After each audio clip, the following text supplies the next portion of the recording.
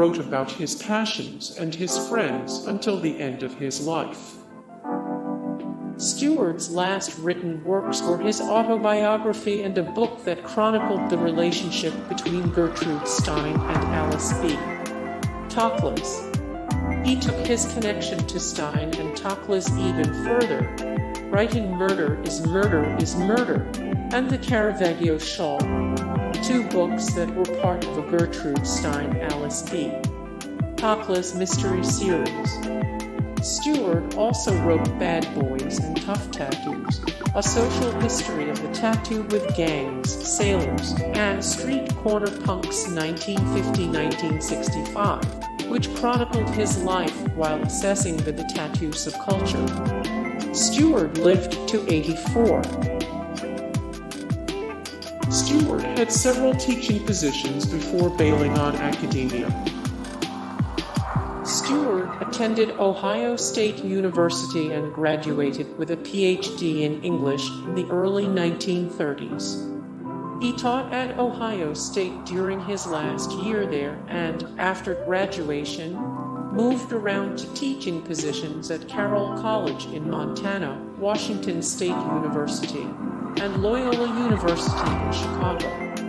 He arrived at Loyola in 1937. Part of the reason he had to leave Washington State University was the fact that he had sympathetically depicted a less-than-savory type in his novel Angels on the Bough, but the event ended up fostering his friendship with Gertrude Stein. After he left Loyola, Steward taught at DePaul University briefly before leaving academia for good. He believed academia didn't afford him enough time for writing or his other passion, tattooing. Samuel Steward knew he was gay and a criminal from a young age.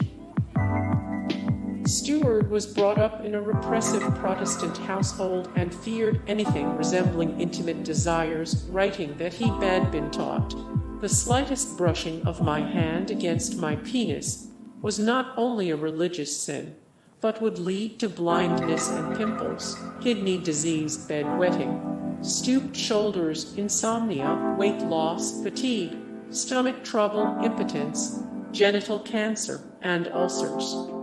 Once he discovered the joy of sensuality, however, he quickly realized he was attracted to other boys.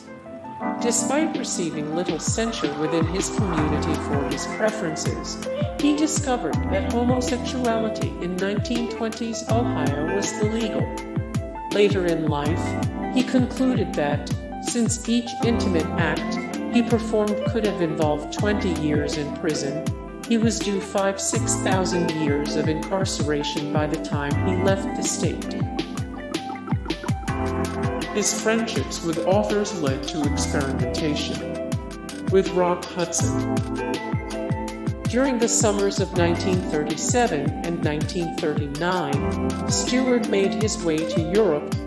In one instance, he claims to have had an intimate relationship with Thornton Wilder, who was never out as a gay man. He supposedly had an affair with a Nazi stormtrooper as well. Also notably, Steward claims to have had a brief, intimate encounter with a man he knew as Roy Fitzgerald in a Marshall Fields elevator. Roy Fitzgerald was actually Rock Hudson pictured above. He wrote extremely detailed journals about his encounters, as well as steamy fiction. Many of the photographs, drawings, and writings Steward kept from his encounters were turned over to Alfred Kinsey for his research, but Steward put them to use for his own purposes too. Still using the name Phil Sparrow, among other pseudonyms, Steward published short stories in international magazines like Der Kreis in Switzerland and Yos and Amigos in Denmark. In gay publications, Steward had found the perfect outlets for his writing. In the early 1960s, Steward reinvented himself again. He took the name Phil Andros, the name he used when he began writing graphic novels. In 1966 was published written from the perspective of a cocky male hustler who made no bones about his illicit profession nor his countless erotic encounters. He continued to write steamy gay literature, works like Shuttlecock and The Boys in Blue. In contrast to other gay pulp novels that were somewhat hopeless and laden with alcoholism and defeat, his writing provided an alternative vision of gay experiences which were better described as the happiest pornography. He admired Oscar Wilde, so he seduced his hero's former lover. Steward was a big admirer of writer Oscar Wilde, who passed in 1900. So, when Steward had the opportunity to befriend Wilde's former lover, he leaned right into it. Lord Alfred Douglas Accabosi, who was 39 years older than Steward, was seduced by Steward. In his autobiography, he admitted that going to bed with Douglas was hardly the most attractive prospect in the world. It was terrifying, even repulsive. His only motivation for going to bed with Douglas was because of his prior relationship with Wilde. Steward claims to have had a steamy encounter with silent film star Rudolph Valentino. Steward claims he had a tryst in 1926 with silent film star and Hollywood heartthrob Rudolph Valentino when Steward was just 17.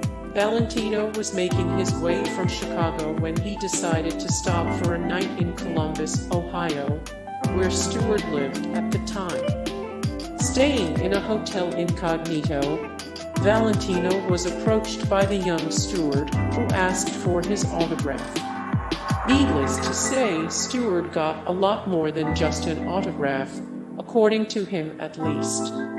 According to Steward's stud file, he gave Valentino oral pleasure, and it is rumored, preserved one of Valentino's hairs from down there as a memento of the act.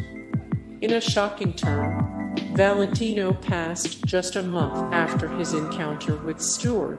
Reports on the cause range from pleurisy to a ruptured ulcer. But regardless, his passing was tragic and shocking to his fans. He was only 31. He moved to California in the early 60s and started tattooing the Hells Angels. Steward began giving tattoos to the riffraff on South Street while he lived in Chicago, and in 1964, he took his tattooing skills to California when he relocated to the East Bay area. There, he attracted notable clients like members of the Hells Angels Motorcycle Club. Alfred Kinsey filmed him engaged in BDSM. In the late 1940s, Steward befriended renowned sex researcher Alfred Kinsey. By this time, Steward was extremely open about his desires and agreed to provide Kinsey with his writings, which detailed his encounters and photos of his bedroom escapades. Steward referred to this information as his stud file, and it included thousands of contributions from throughout his life. Kinsey visited group events held at Steward's home and filmed him engaging in BDSM with New York erotic artist Steve Masters, whose real name was Mike Mixch. Hey guys, thank you so much for the support and likes and comments down below, and also thank you so much for watching, and I look forward to see you in the next video. Then take care, bye.